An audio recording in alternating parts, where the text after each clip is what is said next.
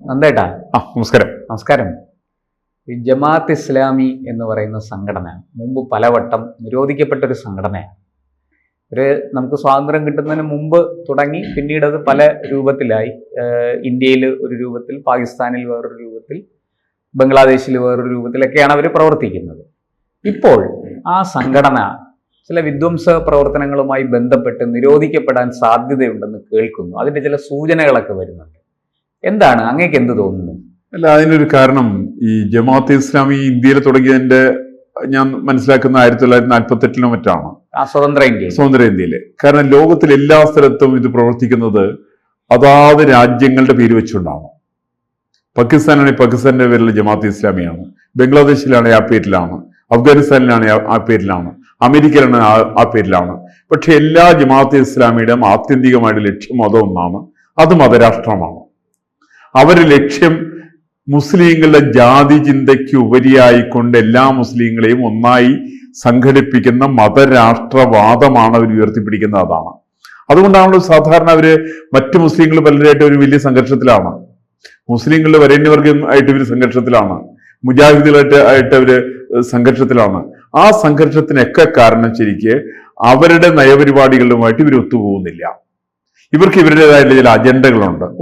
ഈ അജണ്ട ഒരിക്കലും ഇന്ത്യ ഒരു രാജ്യം എന്നുള്ള സങ്കല്പത്തിന് വിരുദ്ധമാണ്. അവർ മുസ്ലിം രാഷ്ട്രം ഉണ്ടാക്കാനുള്ള ശ്രമത്തിലാണ്. മുസ്ലിങ്ങൾ ജാതിയെക്കുറിച്ചൊന്നും അവർ സംസാരിക്കുന്നില്ല. മുസ്ലിം രാജ്യം ഉണ്ടാക്കാനുള്ള, മുസ്ലിം രാഷ്ട്രം ഉണ്ടാക്കാനുള്ള അതുകൊണ്ട് തന്നെ പരിശ്രമത്തിലാണ് അവർ. വളരെ കൂടുതലാണ്. അല്ല, അതിന് അവരെടുക്കുന്ന തന്ത്രങ്ങൾ നമ്മൾ മനസ്സിലാക്കേണ്ടതാണത്. ഈ തന്ത്രങ്ങള് തന്ത്രമെന്നോ അതിന് കുതന്ത്രമെന്നോ എന്താ പറയുന്നത് എനിക്ക് അറിഞ്ഞുകൂടാ. അത്രയ്ക്ക് അതിഭീകരമാണ് അവരുടെ നടപടികളുള്ളത്. അവരിപ്പോ കേരളത്തിലെ ചില മാധ്യമങ്ങളൊക്കെ ആരംഭിക്കുന്നുണ്ട്. ഒളിച്ചുകടത്തലിന് വിദഗ്ധരാണ്. ഒളിച്ചുകടത്തലിന് അവർ വളരെ വിദഗ്ധരാണ്. അടുപ്പുകൂട്ടി ചർച്ചകൾ നടത്തുക, ആ ചർച്ചകൾ ഹിന്ദു നാമധാരികളെ കൊണ്ടുവന്ന് ഇരുത്തുക, അവര് മുഴുവൻ ഈ നാടിനെതിരായിട്ട് സംസാരിച്ചുകൊണ്ടിരിക്കുക. അതേപോലെ തന്നെ അവരുടെ പ്രധാനപ്പെട്ട പത്രമാധ്യമങ്ങൾ അടക്കമുള്ളത് നോക്കൂ. അതിന്റെയൊക്കെ ആദ്യകാലത്തെ എഡിറ്റർമാർ ആരായിരുന്നു? അതിനൊക്കെ അവർ ഹിന്ദു നാമധാരികളെ ഉപയോഗിക്കുക. എഴുത്തച്ഛന്റെ പാരമ്പര്യമുള്ളവരെ പോലും അവര് മലയാളത്തെ പത്രത്തിൽ എഡിറ്ററായിട്ട് അവർ നിശ്ചയിക്കും. അതിനുശേഷം കൃത്യമായിട്ട് അവരുടെ അജണ്ട നിശ്ചയിക്കും. ഈ അജണ്ട നിശ്ചയിക്കുന്ന സമയത്ത് സ്വാഭാവികമായിട്ട് ഹിന്ദു നാമധാരിയായിട്ടുള്ള ആൾക്ക് നിന്ന് പുറത്തു പോകേണ്ടതായിട്ടുള്ള സാഹചര്യം വരും. അതുവരേക്ക് അവർ നിലനിർത്തിക്കൊണ്ടു പോകുന്നു. അല്ല, അവര് പൊതുവെ ഈ ലിബറൽ ഒരു സ്വതന്ത്രമായ കാഴ്ചപ്പാടും പുരോഗമനവും ഒക്കെ നിരന്തരം പറയുന്നവരാണ്. അങ്ങിപ്പോ പറഞ്ഞ ഈ മാധ്യമങ്ങളിൽ ഉൾപ്പെടെ, അവരുടേതായ മാധ്യമങ്ങളിൽ ഉൾപ്പെടെ. അത് അപ്പൊ വാസ്തവത്തിൽ അതൊരു തെറ്റാണോ? അതൊരു വ്യാജ നിർമ്മിതിയാണോ അവരുടെ? അതൊരു വ്യാജ നിർമ്മിതിയാണ്. കാരണം അവര് വളരെ ലിബറലാണെന്ന് ഒറ്റ നോട്ടത്തിൽ നമുക്ക് തോന്നും. അവർ വേഷവിധാനങ്ങളെല്ലാം വളരെ മാന്യമായിട്ടുള്ള രീതിയിലാണ്. സംസാരത്തിലെ ഭാഷയൊക്കെ അവരുടെ അച്ചടി ഭാഷയിലാണ് അവര് സംസാരിക്കുക. ആരോടും കുലീനത്വം നിറഞ്ഞ പെരുമാറ്റമാണ് അവർക്ക് ഉണ്ടാവുക. പക്ഷെ അത് കാണുമ്പോൾ നമ്മൾ ഇവർ വളരെ മാന്യമാരാന്ന് ധരിക്കുക. മറിച്ച് കേരളത്തിലെ ഈ മുസ്ലിം സ്ത്രീകളുടെ ഫണ്ടമെന്റലിസം കൊണ്ടുവന്നാരാ? ജമാഅത്ത് ഇസ്ലാമിക്കയിൽ വലിയ പങ്കില്ലേ? ഇന്നത്തെ വസ്ത്രധാരണ രീതിയിലേക്ക് പോയതിൽ അവർക്ക് വലിയ പങ്കില്ലേ? സ്ത്രീകളെ സ്റ്റേജിൽ കയറ്റാതിരിക്കുന്നതില് അവർക്ക് വലിയ പങ്കില്ലേ? ഈ സാധനത്തിന് അവർ തള്ളിപ്പറയുന്നില്ലല്ലോ. ഇപ്പൊ തന്നെ കാന്തപുരത്തിന്റെ പുതിയ പ്രശ്നമുണ്ട്. കാന്തപുരം പറയുന്നതായിട്ടുള്ള മാസ്റ്ററിനെ എതിർക്കുന്ന കാന്തപുരത്തിന്റെ നിലപാട്, അതിന് ജമാഅത്തെ ഇസ്ലാമിയുടെ നിലപാട് എന്താണ്? ജമാഅത്തെ ഇസ്ലാമിയുടെ നിലപാടാണ് കാന്തപുരം സംസാരിക്കുന്നത്. അത് സംസാരിക്കാൻ വേണ്ടിയിട്ട് കാന്തപുരം നിർബന്ധിതനാണ് അത് സംസാരിക്കാൻ വേണ്ടിയിട്ട്. കാരണം കാന്തപുരം പറഞ്ഞിട്ടില്ല, ഇവര് കയറി പറയും. അപ്പൊ ഇവര് കയറി പറയുന്നതിന് മുമ്പായിട്ട് കാന്തപുരം പറഞ്ഞുകൊണ്ട് ഞാനാണ് മുസ്ലിം നേതാക്കാവോ എന്നുള്ള ക്രെഡിറ്റ് എടുക്കാനുള്ള ശ്രമത്തിലാണ് കാന്തപുരം. അപ്പോ ഇങ്ങനെ മുസ്ലിം ജനവിഭാഗത്തിലുള്ള ബൗദ്ധിക നിലവാരമുള്ള ആളുകളെ പിടിച്ചുകൊണ്ട് മുസ്ലിങ്ങൾ പ്രത്യേകമായിട്ടുള്ള മതവാദം ഉണ്ടാക്കിയെടുക്കുക എന്ന് പറയുന്ന ഒരു വലിയൊരു ദൗത്യമാണ് ഇവർ നിർവഹിച്ചുകൊണ്ടിരിക്കുന്നത്. ഒരുപക്ഷെ പോപ്പുലർ ഫ്രണ്ടിന്റെ പ്രവർത്തനത്തെക്കാൾ പോപ്പുലർ ഫ്രണ്ട് കുറച്ചും കായികമായിട്ടുള്ള പ്രവർത്തനമാണ് നടത്തിയിരുന്നെങ്കിൽ അഗ്രസീവായിരുന്നു. ഇവർ അഗ്രസീവ് എന്ന് മാത്രമല്ല, ഇവര് അതിനകത്ത് ദാർശനികമായിട്ടുള്ളൊരു തലം ഇതിനകത്ത് കൊടുക്കുന്നുണ്ട്. അവിടെയാണ് ഇവര് മൗദിസത്തിന്റെ വലിയ പ്രത്യേകത. അതാണ്. അതായത് കൃത്യമായ മതമൗലികവാദം ഏറ്റവും താഴെ തട്ടുവരെ, പ്രത്യേകിച്ചും വിദ്യാർത്ഥികളായിരിക്കുന്ന ആ ഒരു തലമുറയിൽ വരെ വളരെ കൃത്യമായിട്ട് കൊണ്ടുചെന്ന് എത്തിച്ച് പ്രവർത്തിക്കുന്ന ഒരു സംഘടനയാണ് ജമാഅത്ത് ഇസ്ലാമി എന്നാണോ അങ്ങ് പറഞ്ഞു വരുന്നത്? ജമാഅത്ത് ഇസ്ലാമിയുടെ പ്രവർത്തനം എങ്ങനെയാണ്?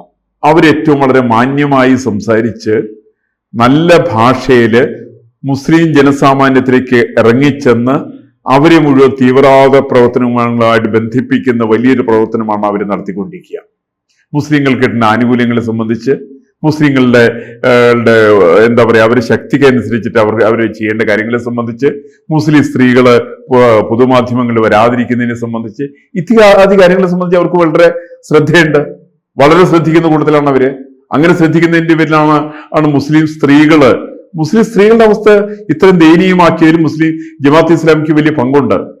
കാരണം അവരായിട്ട് മത്സരിക്കുന്നതിന്റെ പേരിലാണ് സമസ്ത അടക്കം ഈ നിലപാടുകൾ സ്വീകരിക്കുന്നതിന്റെ പിന്നിലുള്ള കാരണം അതാണ്. എന്ന് വെച്ചാൽ ഇന്നിപ്പോ മുസ്ലിം ജനസാമാന്യത്തിലുള്ള വ്യത്യസ്തമായുള്ള ജാതികളും അതേപോലെ ഇത്തരം തീവ്രവാദ പ്രസ്ഥാനങ്ങളും തമ്മിലുള്ള കടുംപിടുത്തത്തിന്റെ ഭാഗമായിട്ട് ഞാൻ ആര് നീ ആര് എന്നുള്ള മട്ടിലാണ് പ്രവർത്തിച്ചുകൊണ്ടിരിക്കുന്നത്. ഞാൻ ആദ്യം നീ ആദ്യം എന്നുള്ള മട്ടിലാണ് പ്രവർത്തിച്ചുകൊണ്ടിരിക്കുന്നത്.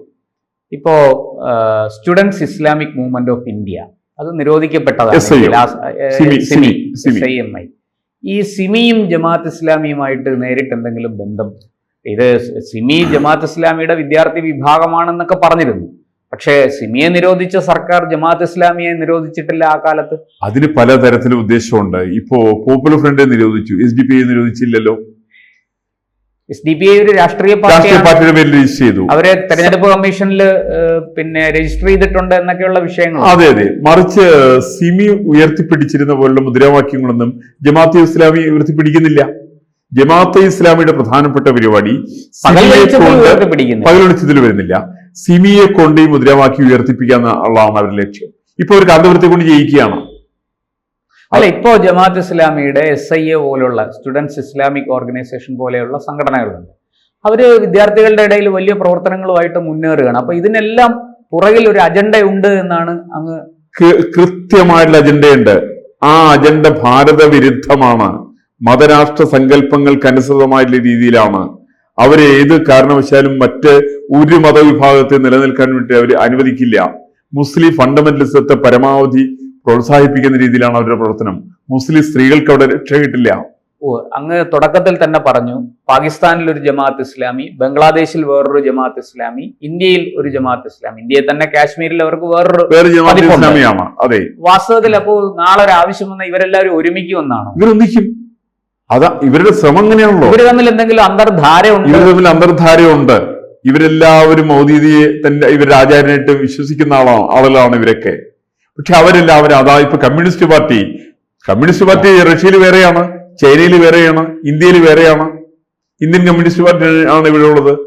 ഇതേപോലെ തന്നെയാണ് ജമാഅത്ത് ഇസ്ലാമി. എല്ലാ അടിസ്ഥാനം ദാസ് ക്യാപിറ്റലും ഒക്കെയാണ്. അത് മാത്രല്ല, ഇവിടെ തന്നെ നമുക്കറിയാലോ, കേരളത്തിൽ ഉണ്ടായിരുന്ന വലത് കമ്മ്യൂണിസ്റ്റ് പാർട്ടിക്കാര് റഷ്യക്ക് വേണ്ടിയിട്ട് ചൂട്ടുപിടിക്കുന്ന സമയത്ത് ചൈനയ്ക്ക് വേണ്ടിയിട്ട് വാദിക്കുന്നവരായിരുന്നു ഇടതുപക്ഷ കമ്മ്യൂണിസ്റ്റുകാര്. അവർ തമ്മിൽ വ്യത്യാസമായിരുന്നു. അതുപോലെ നാളെ ഒരു പക്ഷേ ജമാഅത്ത് ഇസ്ലാമി ഏതെങ്കിലും സംഘടനകളൊക്കെ പിളർന്നാൽ അങ്ങനെ വേണമെങ്കിൽ വരാം. അതല്ലെങ്കിൽ അവരുടെ എല്ലാം ആത്യന്തിക ലക്ഷ്യം ഇസ്ലാമിക തീവ്രവാദം തന്നെയാണ്. അങ്ങിത് പറയുമ്പോഴും ഈ ജമാഅത്ത് ഇസ്ലാമി ഇന്ത്യയിൽ ഇപ്പോ അങ്ങ് ചൂണ്ടിക്കാണിച്ച പല കാര്യങ്ങളും പ്രസക്തമാണ്, ഞാൻ അതിനെ ചോദ്യം ചെയ്യുകയല്ല. പക്ഷേ ഇപ്പൊ മൗദൂദിയുടെ ആശയം അനുസരിച്ച് ജനാധിപത്യത്തിൽ വിശ്വസിക്കാൻ പാടില്ല. ശരീഅത്ത് ആണ് ഭരണഘടനയായിട്ട് സ്വീകരിക്കേണ്ടത്. ശരീഅത്തിന്റെ ഖുർആന്റെയും ഹദീസുകളുടെയും ശരീഅത്തിന്റെയും വെളിച്ചത്തിൽ വേണം മുന്നോട്ട് പോകാൻ.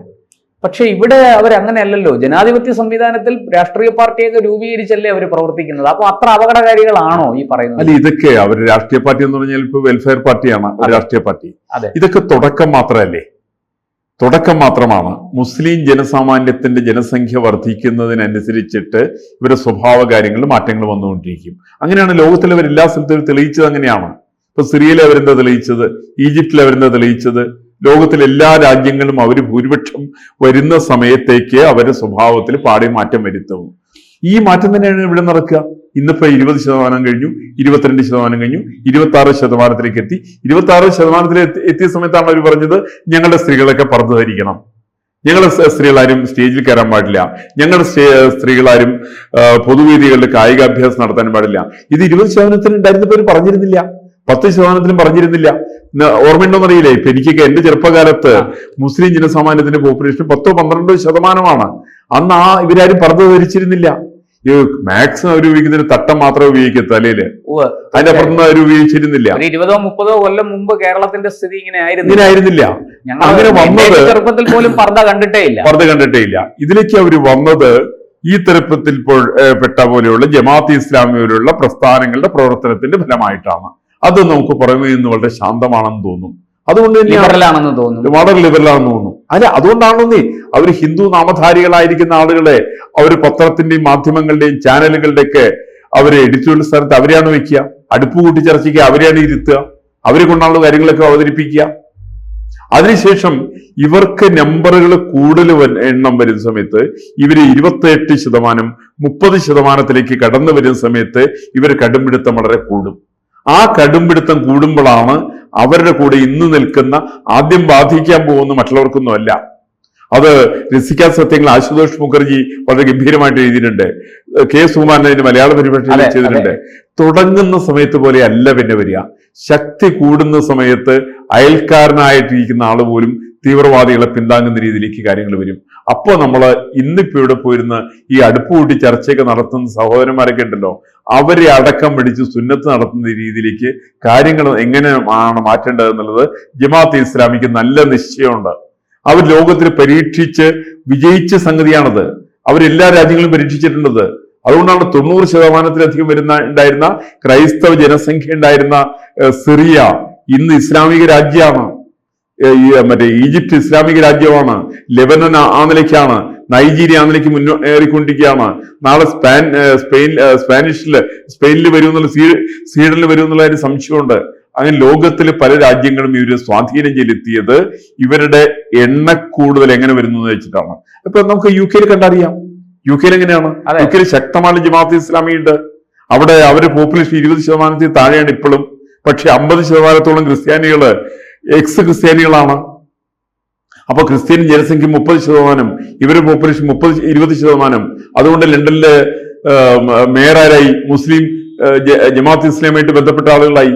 അങ്ങനെ ലോകത്തിന്റെ പല ഭാഗങ്ങളിലും ശക്തമായുള്ള സ്വാധീനം ഉണ്ടാക്കാൻ വേണ്ടിയിട്ട് ഇവരുടെ പ്രവർത്തനത്തിന് സാധിക്കും. പുറമേ നിന്ന് വളരെ ശാന്തമായിട്ടുള്ള കുഞ്ഞാടുകളെ പോലെ പ്രവർത്തിക്കുന്ന ഇവര് രൗദ്രഭാവം കൈക്കൊള്ളുന്ന ഇവർക്ക് ഒരു 25%-ലധികം ഇവരുടെ ആളുകളുടെ എണ്ണത്തിൽ കൂടുതൽ വരുന്ന സമയത്താണ് നിങ്ങൾ മുസ്ലിങ്ങൾ നേരത്തെ പറഞ്ഞല്ലോ, കേരളത്തിലെ NDF നേതാവിനോട് ചോദിച്ചു, കേരളത്തിലെ ആരാണ് മാപ്പിളമാർ, അവർക്കാണ് സംവരണം കൊടുക്കേണ്ടതെന്ന് ഉമ്മൻചാണ്ടി സർക്കാരില് PK കുഞ്ഞാലിക്കുട്ടിയാണ് ഉമ്മൻചാണ്ടിയുടെ നിർദ്ദേശാനുസരണം ചോദിക്കുന്നത് സച്ചാർ കമ്മീഷന്റെ റിപ്പോർട്ടിന്റെ അവതരണ സമയത്ത്. ആ സമയത്ത് പ്രൊഫസർ കോയ പറഞ്ഞത് മുസ്ലിങ്ങൾ എല്ലാവരും മാപ്പിളമാരാണെന്ന് പറഞ്ഞോളാനാണ്. ഇങ്ങനെ ഒരു പറയുന്നൊരു സ്വഭാവം ജമാഅത്തെ ഇസ്ലാമി സൃഷ്ടിച്ചിട്ടുണ്ട്. അതുകൊണ്ടാണ് ഇപ്പൊ നമ്മൾ ശാന്തമായിട്ട് കണ്ടിരുന്ന മുസ്ലിം ആളുകൾ പോലും പർദ്ദ ധരിക്കണമെന്ന് വാശി പിടിക്കുന്നു. സ്റ്റേജിൽ മുസ്ലിം സ്ത്രീകൾ കയറരുതെന്ന് നിർബന്ധം പിടിക്കുന്നു. കായികാഭ്യാസങ്ങൾ മുസ്ലിം സ്ത്രീകൾ നടത്തരുതെന്ന് ഇവരാരും നേരത്തെ പറഞ്ഞിരുന്നില്ലല്ലോപ്പാ. ഇവർ പറയാൻ തുടങ്ങിയത് ഈ എന്ന ചിലരുടെ സ്വാധീനത്തിന് ശേഷമാണ്. തീർച്ചയായിട്ടും നമുക്ക് എന്തായാലും ഇങ്ങനെ ചില സൂചനകൾ വരുന്നുണ്ട്. ജമാഅത്ത് ഇസ്ലാമിയുടെ പ്രവർത്തനത്തെ രഹസ്യാന്വേഷണ വിഭാഗം അടക്കമുള്ളവർ വളരെ ജാഗ്രതയോടെ നിരീക്ഷിക്കുന്നു. അതെ. അപ്പോ ഇതിനെക്കുറിച്ചുള്ള ചില റിപ്പോർട്ടുകളൊക്കെ മുകളിലേക്ക് പോയിട്ടുണ്ട്. എന്താണ് സംഭവിക്കുക എന്ന് നമുക്ക് കാത്തിരുന്ന് കാണാം. നമ്മുടെ കേന്ദ്ര ഇന്റലിജൻസ് വിഭാഗം ശക്തമായിട്ടുള്ള അന്വേഷണം നടത്തിയിട്ടുണ്ട്. അന്വേഷണ റിപ്പോർട്ട് അവർ കൈവശമുണ്ട്. അവർ കേന്ദ്ര സർക്കാരുമായിട്ടുള്ള ഇക്കാര്യങ്ങളിൽ ചർച്ച ചെയ്തുകൊണ്ടിരിക്കുന്നുണ്ട്. അതിന്റെ പേരിൽ നടപടി ഉണ്ടാകും എന്ന് തന്നെയാണ് നമ്മളുടെ അനുമാനാഭാവം. നന്ദി. ശരി, നന്ദി, നമസ്കാരം.